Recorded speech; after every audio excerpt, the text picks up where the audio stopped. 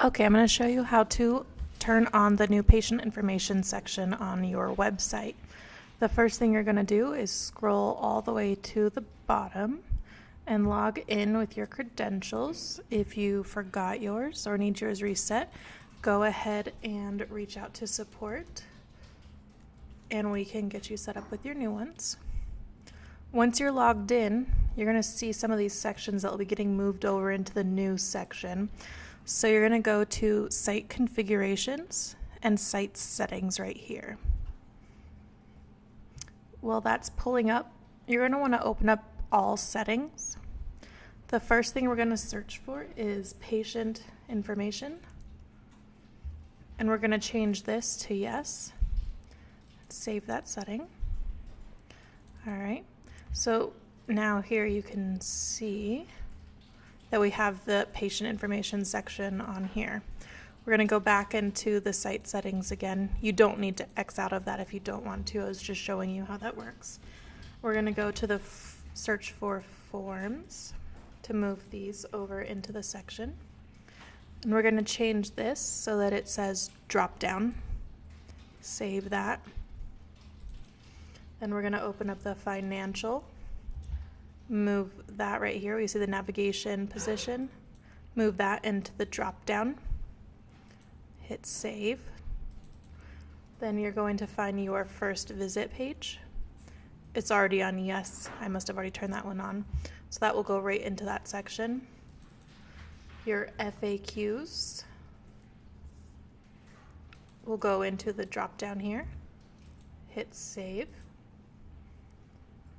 Let's see, so we should have everything over in there. If you do have specials or offers that you want to show, you can add that too. Hit yes or no on that one. That is separate from your insurance information page. All right, now I'm going to X out of our site settings here.